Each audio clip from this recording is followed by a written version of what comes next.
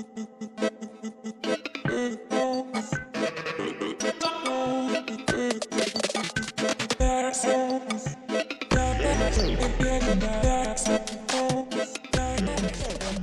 movie nerds, and welcome back to Cinematic Sarcastic, a podcast that talks all things movies and television. I'm Natalie, and I'm your host.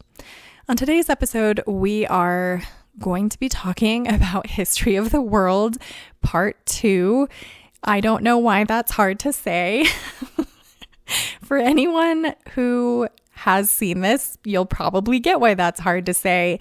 I've seen, hands down, a lot more series and movies and things coming out within the last couple of years that have definitely been disappointing. Willow is one of those that comes to mind. The Rings of Power is one that comes to mind. She-Hulk. Like, there definitely have been a lot of things that have come out that, for nostalgia's sake, I was very excited about, that led to pretty big disappointment. And I was praying in my wee little heart that Mel Brooks would never be one of those people that I would look at and be disappointed in something that he created. And unfortunately, History of the World Part 2 is exactly that. Now, I'm not sure exactly why they went the route with this that they did. From the trailer, I think everyone was sort of expecting that History of the World Part 2 was going to be a film, like the first one was, and that this was just going to be a continuation. And I could swear, and maybe this is just like COVID delusion and I'm Mandela affecting myself, but I could swear that someone had done an interview with Mel Brooks not long ago where they had asked him, "Do you have any intentions of making any more films?" And his answer was that he didn't think that society as it stood now could handle like his humor anymore, that maybe, you know, his time had kind of passed and the movies that he had made are classics and good, and he's fine with that. And I really wish that he had sort of stuck to that thinking as opposed to whatever History of the World Part 2 is. Now, they did this as a television series instead of a film, and that is where I start to sort of question their decision-making here. I think it was incredibly poor decision-making to turn this into a television series, because you are giving your audience a tremendous amount of time to hate you.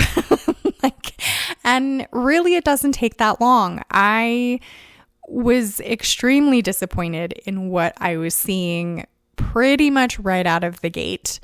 And I do understand that Mel Brooks, his sense of humor, at least from a lot of the things that I've watched of his in the past, and I have watched pretty much every single one. I think maybe Blazing Saddles is the only Mel Brooks movie that I have not seen, and I have loved all of them, including History of the World Part 1.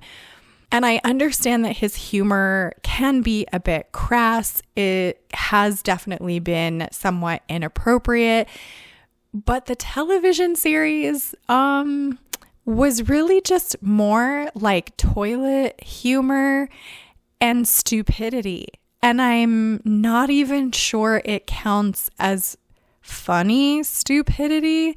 Like, a lot of the first episode, or at least a chunk of the first episode, is just talking about the Civil War, and it doesn't even really cover the Civil War so much as it just makes fun of Ulysses S. Grant. I'm pretty sure it's Ulysses S. Grant being an alcoholic. Ha ha ha ha. So funny. I don't get it. Like, I didn't know him personally, you know, as I was not raised in the 1800s. So I don't know if it was a running joke that he was an alcoholic and was constantly drinking. Maybe so. I have not researched that, but I neglect to see where that becomes humor. I don't know. Maybe I missed it. And then a lot of the rest of the stuff is really just, I don't know. And it feels very disjointed. It's hopping around from different historical points with nothing really to combine them.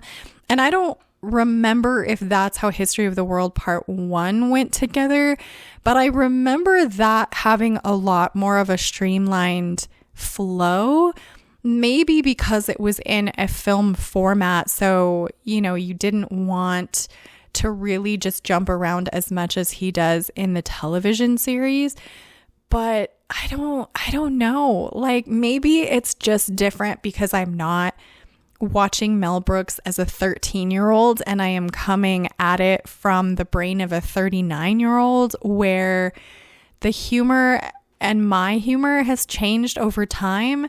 But I don't know if that's the case, because I can sit down and watch Robin Hood Men in Tights or Young Frankenstein and still laugh and still love it and still appreciate that comedy for what it is. That is kind of what I look at when someone asks, what are some really great comedy films? Mel Brooks is typically always the first person that I think of, because I have enjoyed so many of his films. And I don't know, I'm trying to give Mel Brooks the benefit of the doubt with this TV series and just say, he's 96 years old. Maybe he has a fear of being canceled before he passes away. And so he's changed his comedic style to try and be a little bit more aware of today's modern audiences.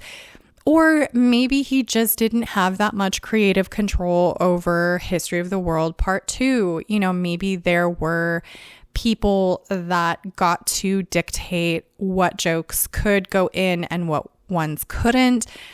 But either way, it's just, I don't know, the nostalgia factor and knowing how tremendously amazing Mel Brooks is at making comedy films. This television series is sort of a slap in the face to his legacy, really, is how I feel about it. I honestly would have preferred, and this is going to sound really terrible, but I would have preferred for him to pass away, leaving behind an amazing, work of films, as opposed to passing away and having History of the World Part 2 be what, a new generation has to remember him by.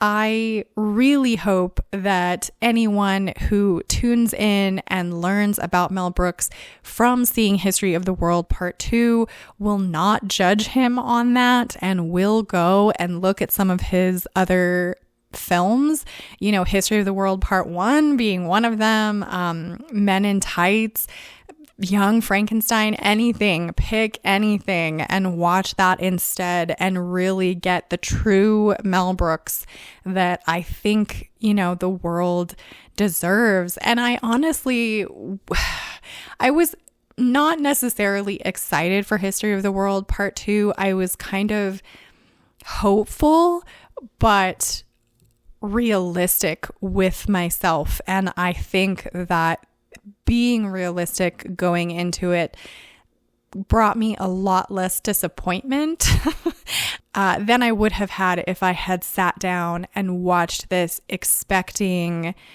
the real Mel Brooks to please stand up and show us a great television series. Again, I have only watched the first episode of this series.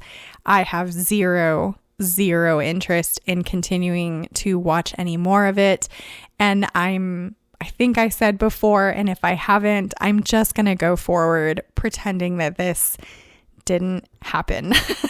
Like, I'm blocking it out of my mind as we speak. And I'm just going to pretend that History of the World Part 1 ended as it was meant to, and that's that. So please let me know what you thought of History of the World Part 2 if you got the chance to watch any of the episodes. Subscribe if you want to join the Movie Nerd family. You can find me on Instagram at Cinematic Sarcastic Podcast, and I hope to see you in the next episode.